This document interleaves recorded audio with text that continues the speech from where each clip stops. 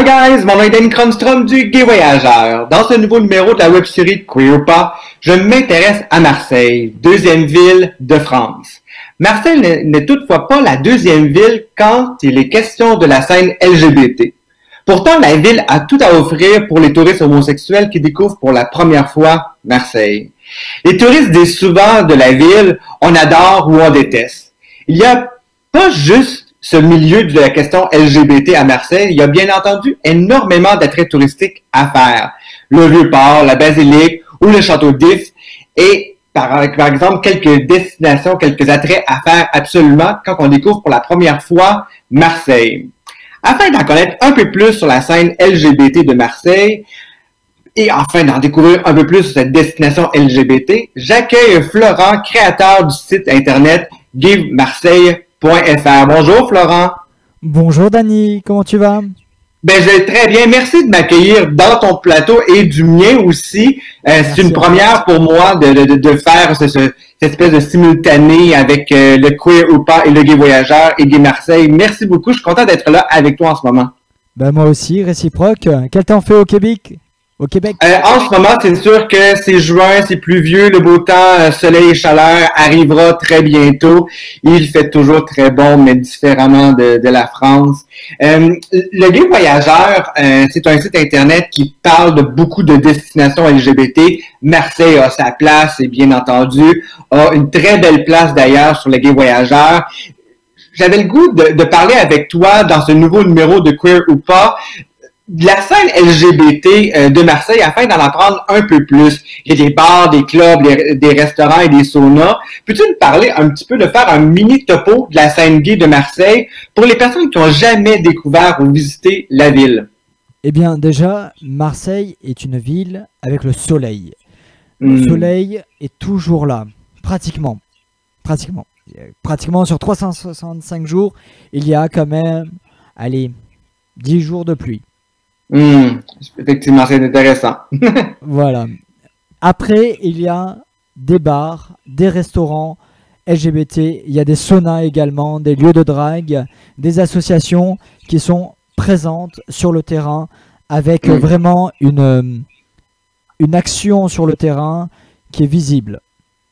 Il y a aussi une Gay Pride qui est relativement très actif, peut-être pas cette année compte tenu du contexte de la COVID, mais il y a énormément de choses qui peuvent être faites, notamment avec la marche de la Fierté Gay.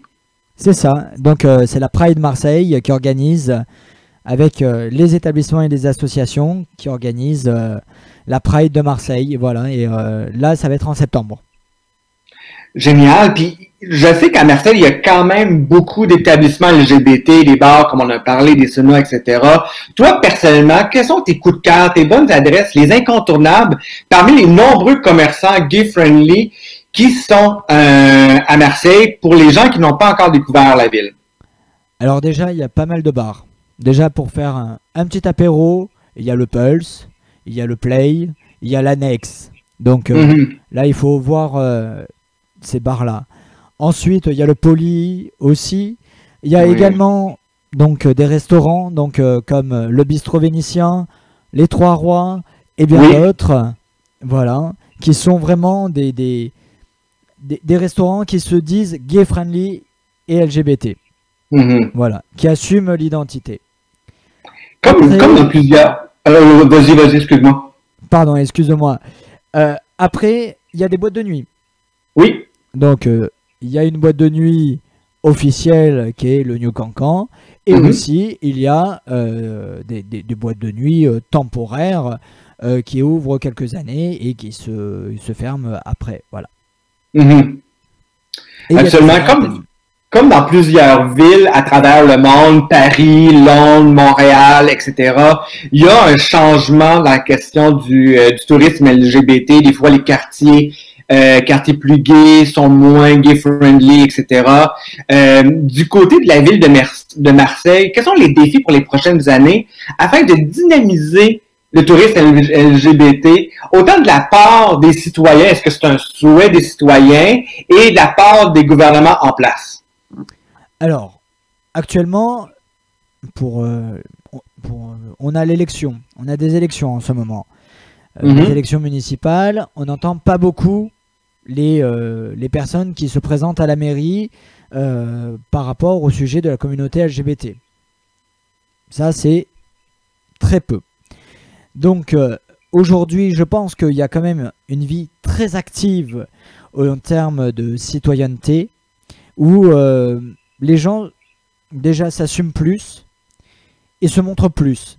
Parce que, par exemple, les années en arrière, lorsqu'on a fait la Pride, il y a quand même des associations comme des associations de léseurs qui sont visibles pendant la Pride. Donc il y a quand même une visibilité qu'on n'avait pas. Après, on a quand même la sécurité à Marseille. On a quand même une sécurité avec l'association Flag qui ont ouvert une application pour signaler et avoir des recueils de témoignages. Et vraiment, c'est quand même déjà quelque chose qui est bien aujourd'hui, alors que ça a mis du temps. Voilà. Et après, il y a des saunas, il y a tout ça. Donc. Il y a énormément, effectivement, d'établissements, puis je pense que le tourisme gay est au rendez-vous, il pourrait en avoir plus. Celle de la question des touristes dits traditionnels sont aussi au rendez-vous. Marseille a sa place parmi les grandes villes touristiques de la France. Comment on pourrait attirer davantage de touristes homosexuels à Marseille? Quelles sont, selon toi, les meilleures avenues? Comment qu'on pourrait faire connaître davantage la ville aux yeux face aux touristes LGBT? Déjà, l'accueil s'est amélioré au niveau des touristes. Il y a plus de sourires, plus d'avenance, plus de choix aussi, parce que on a tout type de sauna, on a tout type de bars, on a des bars plutôt électro, des bars plutôt kitsch, où il y a des transformistes, où il y a vraiment un charme au niveau de cette communauté. Après, il y a aussi les bars lesbiens, où les femmes peuvent aussi être en valeur, avec comme par exemple l'association O3G. Le tourisme est au rendez-vous, c'est extraordinaire. Moi, c'est ce que j'aime voir des villes, comme quoi qu'une ville est quand même ouverte. Si un touriste LGBT choisit Marseille comme prochaine destination, peut-être cet été ou à un autre moment donné, qu'est-ce que devra-t-il s'attendre quand on est un touriste pour découvrir Marseille quand on est homosexuel? Alors là, très bonne question. S'attendre déjà à voir Notre-Dame de la Garde. Déjà, c'est un lieu incontournable. Effectivement. Ensuite, il y a des cathédrales. Il y a des très très belles cathédrales, des basiliques. Après, il y a la plage, quand même, qui est magnifique. La Corniche, c'est un lieu qui est quand même magnifique. Est-ce que tu connais Marseille? Moi, j'ai été à Marseille durant une Gay Pride il y a plusieurs années. J'ai adoré, mais je ne connais pas nécessairement Marseille comme je peux connaître Montpellier, Paris, et etc. Compte tenu que je suis allé qu'une fois il y a quelques années, je crois que c'est une destination qui a grandement changé, notamment sur la question des plages, voir Marseille autrement. Je pense que ça pourrait être fort bien. Et aussi Marseille en dehors du centre-ville. Je crois qu'il y a des découvertes à faire quand c'est la première fois qu'on découvre la ville. Ouais. Bah après, les gens, s'ils sont curieux, ils peuvent aller à La Ciotat, ils peuvent aller à Cassis, ils peuvent aller à Aix, ils peuvent aussi visiter les Baux-de-Provence en vélo, parce qu'on a un partenaire également sur notre site qui propose des tournées de visite. Donc c'est vraiment intéressant à découvrir. Absolument. Il y a tellement de choses à faire dans la grande région autour de la ville de Marseille. Je crois qu'on devrait prendre le temps de s'y intéresser, en plus que c'est la deuxième ville de France. Selon toi, avec tout ça, où se dirige l'avenir de Marseille? Quels seraient, personnellement, peut-être que je rentre un peu dans ton intimité, mais quels seraient tes souhaits personnels, tes rêves pour ton coin de paradis que t'aimes, je crois, profondément Marseille, pour avoir fondé justement gaymarseille.fr? Moi, mon rêve, déjà, je pense que ça sera un peu idyllique, mais ça serait que des établissements ou des associations fassent comme l'Europride qu'on a eu en 2013. Une plage, une boîte de nuit en plein air LGBT. Et ça, il y avait eu quelques années en arrière, et c'était vraiment magique parce qu'il y avait une vraie visibilité aussi une fois, mais ça a été extraordinaire. Voilà. Et effectivement, ça avait, au niveau des médias sociaux, on voyait ça aller, c'était extraordinaire, c'était vraiment beau à voir, effectivement.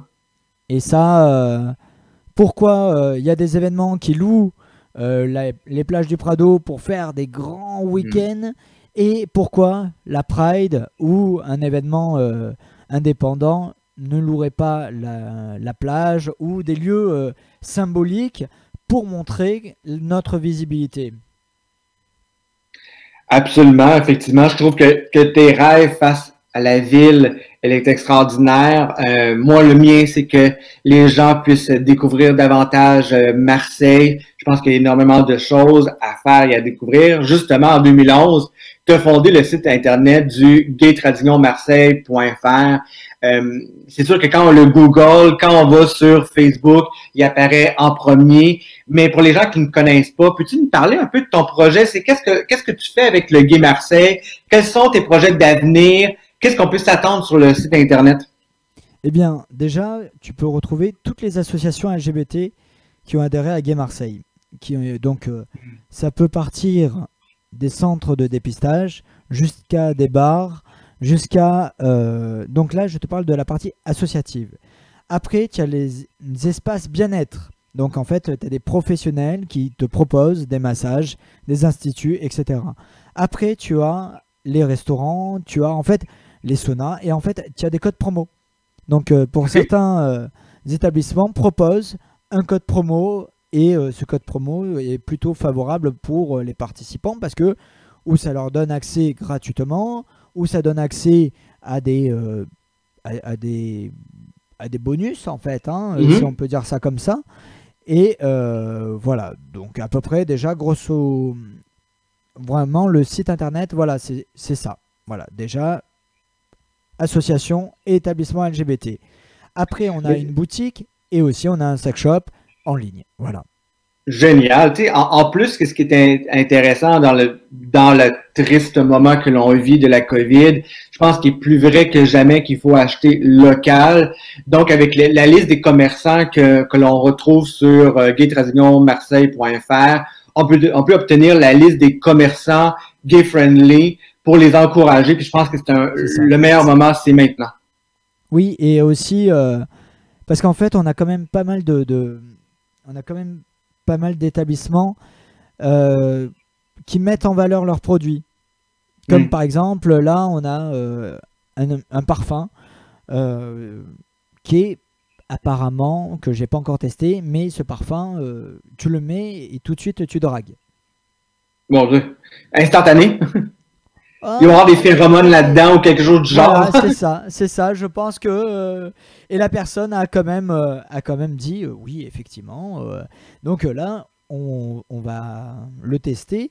Également, il y a des tatouages temporaires également qui sont locaux.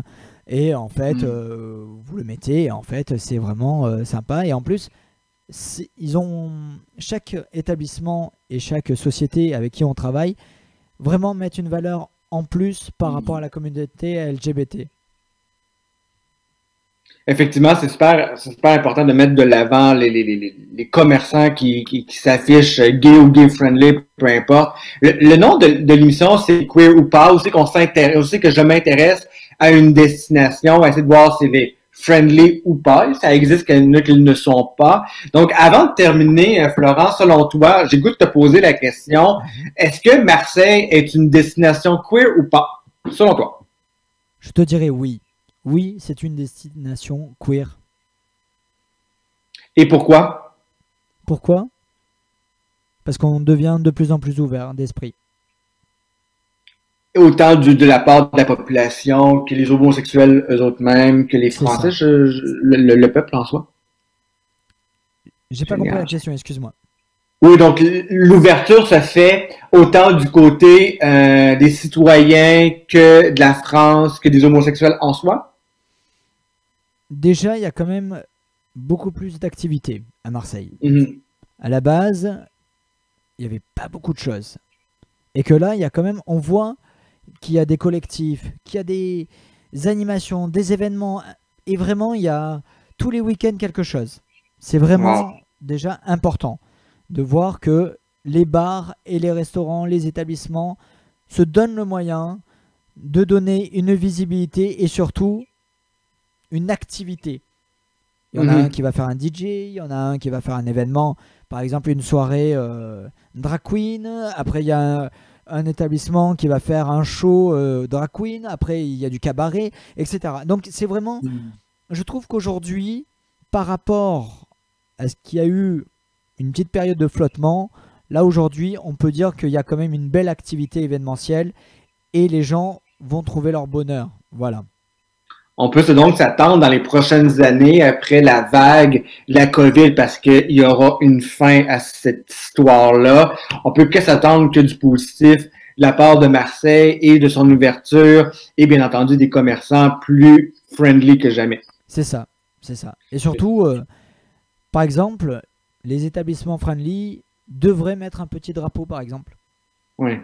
Il y a un pour, travail à faire, effectivement. pour vraiment montrer que c'est un accès LGBTQI. Et en fait, cet accès, par exemple, si par exemple une personne peut avoir un problème, par exemple, être agressé ou pas, ou juste une question, eh bien, il devrait avoir au moins des points de repère. À l'époque, il y avait la GayMap. La GayMap qui Oui. proposait un plan de Marseille avec tous les établissements qui se portaient volontaires et surtout, il y avait cette très belle visibilité. Aujourd'hui, ça va recommencer, mais il faut du temps. Déjà, il y a beaucoup plus d'établissements, il y a beaucoup plus de choses qui Mm. s'ouvrent. C'est déjà un bon point pour Marseille. Effectivement, puis les initiatives sont au rendez-vous, ce qu'on n'avait pas nécessairement à une certaine époque, comme ton site Internet d'ailleurs. Je tiens à te remercier, Florent, de nous avoir Merci à toi. partagé ta ville que on se sent, en tout cas moi je le sens clairement que tu aimes Marseille. Si on souhaite en apprendre un peu plus sur cette destination et la scène gay de Marseille, à quel endroit qu'on peut obtenir plus d'informations? Bien entendu, ton site Internet, le gay Marseille. marseille.fr, mais probablement que tu es sur les médias sociaux, je soupçonne. Après, on est sur Facebook. Et après, surtout, le plus important, pour connaître les gens, il faut venir dans les bars ou dans Ouais. les restaurants. Et en fait, ils trouveront des guides touristiques comme l'Homme Magazine qui a Oui. vraiment aussi un package et une globalité au niveau c'est un guide aussi, hein, un guide papier où ils auront vraiment accès à d'autres adresses. Voilà. Merci, Florent. Si vous avez aimé cette interview, je vous invite à commenter la vidéo parce que il est retransmis en direct sur la page Facebook de Gay Marseille, mais aussi commenter ce podcast et de vous abonner, bien entendu, à la chaîne du Gay Marseille, mais du Gay Voyageur Et également, aussi, à aimer, à partager ce nouveau numéro de Queer Pass. C'est la façon de nous dire que vous avez aimé, que vous aimez la web série, parce que tout ça est gratuit, tout ça va rester gratuit de la part du Gay Voyageur et de Queer Pass. C'est la façon de dire merci.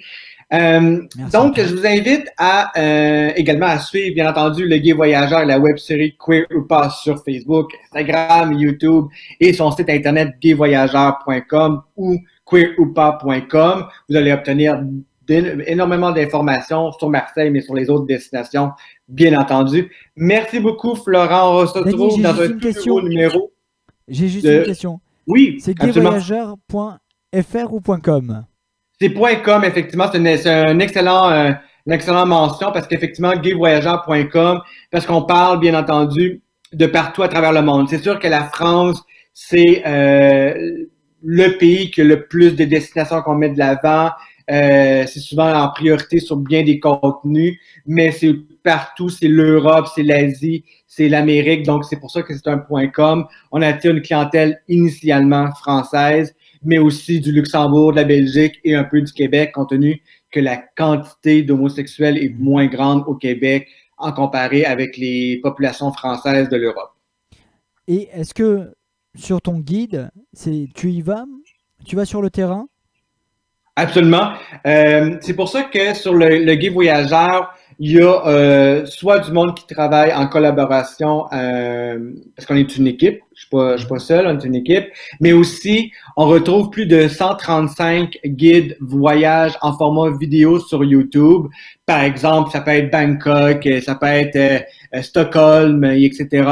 Donc, j'essaie oui, il y a de l'écrit, oui, il y a des établissements, mais j'essaie de multiplier les manières de partager le tourisme LGBT de manière positive et de lutter contre l'homophobie par aussi d'autres moyens. Oui, il y a la photographie, mais aussi les vidéos et l'audio, comme le podcast que l'on vit avec le Gay Voyageur et Queer ou pas, bien entendu. Donc, il y a énormément de façons de connaître l'information par les médias sociaux, mais aussi les sites Internet respectifs. Et une dernière question pour toi. Oui. À quand une vidéo sur Marseille? C'est sûr que c'est sûr qu'en ce moment, c'est plus complexe. Il y a énormément de vidéos qui sont mises en attente actuellement à cause du contexte de la COVID. Les gens vont davantage voyager localement. Donc, exemple, Aruba aux Caraïbes, qui est une destination très gay-friendly, est en attente. Portland aux USA, aux États-Unis. Il y en a beaucoup, une liste incroyable. Je devais aller en France cet été. Je devais aller au Madagascar cet été pour tourner. Il y a d'autres projets qui s'en viennent, mais qui ont bousculé. Et surtout, compte tenu du contexte de la COVID, tout ça on peut le voir négativement, mais moi, j'ai le goût de le voir positivement. Chaque personne est différente, mais moi, je le vois positivement et c'est un excellent moment pour revoir quelque chose, prendre le temps d'analyser, et c'était le cas du Gay Voyageur. Donc, on se permet de revoir l'ensemble du site Internet. Donc, en ce moment même, je suis dans cette situation-là. Le site devrait sortir dans un mois, une nouvelle version complète, nouveau design, beaucoup plus simple, beaucoup plus agréable à le visiter. Nouveau contenu, mais surtout et avant tout, de nouvelles fonctionnalités. Donc, tout ça va être porteur pour les touristes francophones issus, bien entendu, oui, de la France, de la Belgique, du Luxembourg, de la Suisse, mais aussi de partout à travers le monde, bien entendu. Parce que la francophonie ne se limite pas juste en Europe, mais est en Amérique, est en Asie, est en Afrique. Et ça, on le voit, on le sent. J'ai des visiteurs francophones des États-Unis, parce qu'il y a des francophones aux États-Unis aussi, là. Et quelles seront peut-être en exclusivité, les nouveautés? Il y en aura plusieurs. C'est sûr que c'est une architecture davantage. On va mettre de l'avant. Actuellement, il n'y a pas nécessairement beaucoup d'établissements qui sont répertoriés. J'en ai peut-être approximativement 2000. Là, j'ai pas des chiffres précis, mais ça va être beaucoup plus axé établissement et être à jour sur ces établissements-là. Pourquoi je dis à jour? Parce que la COVID aura un impact malheureux sur les établissements. Oui, gay-friendly, mais ces établissements de tous et chacun, là, c'est pas nécessairement l'établissement dit ouvert ou avoir une certaine ouverture, mais c'est aussi, bien entendu, tous les établissements auront une certaine précarité, beaucoup du moins. Donc, on veut mettre de l'avant des solutions pour aider, stimuler les commerçants LGBT, et c'est une mission que l'on se donne, et aussi, on veut mettre davantage l'accent sur une charte qui va aider les commerçants qui se disent gay-friendly et comment accueillir davantage les touristes LGBT par de la formation, par du contenu, etc. Donc, on va être là davantage pour supporter tous et chacun pour que les touristes qui se rendent sur le gayvoyageur.com puissent avoir tout en main, mais aussi travailler en collaboration ensemble, en équipe, avec des partenaires comme exemple Gay Marseille, mais il y en a partout à travers le monde. Donc, on est là pour être un moteur, un supporteur du tourisme LGBT de manière positive. Ben, en tout cas, bravo, parce que ça fait combien d'années que ça existe, Gay Voyageur? Petit historique, ça a été créé en 2014. Donc, ça fait 6 7 ans que ça a été créé. Au début, c'était pas du tout le principe, c'était plus sur la forme de j'aime voyager, donc c'était plus personnel. De là vient queeroupa.com, qui est l'idée initiale du Gay Voyageur, où c'est que c'est moi et ma vision du tourisme, etc.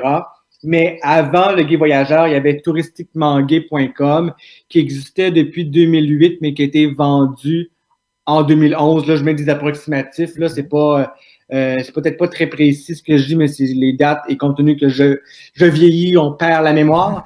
Donc, donc le Gay Voyageur depuis 2014, mais je te dirais que c'est depuis 2017 qu'il y a eu un boom.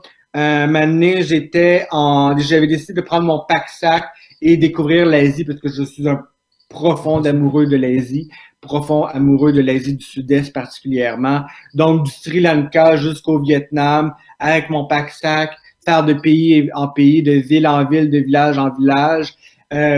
Donc, depuis ce temps-là, le Gay Voyageur a explosé. Il y a d'autres projets qui s'en viennent. Parce que oui, tu sais, faire la promotion de ce niveau-là, mais il y a tout le temps un reflet. On peut le voir d'un sens, comme un miroir. Tu sais, un miroir, quand on se regarde, je me vois. Mais est-ce qu'on peut prendre le temps de se regarder l'intérieur aussi? C'est ce que ça sert un miroir. C'est pas juste l'aspect physique, la peau, les cheveux, etc. Donc, j'avais le goût, dans le futur, voir autrement un autre aspect du tourisme. Donc, ça s'en vient. Je suis en train de travailler là-dessus justement en ce moment, mais ça va prendre quelques mois, quelques années. Et en tout cas, je te le souhaite parce que franchement, Dany, ça a l'air vraiment. J'ai un double son. Est-ce que c'est toi qui as du son derrière? Moi, tout va bien ici. Ah, pourtant, j'ai rien touché.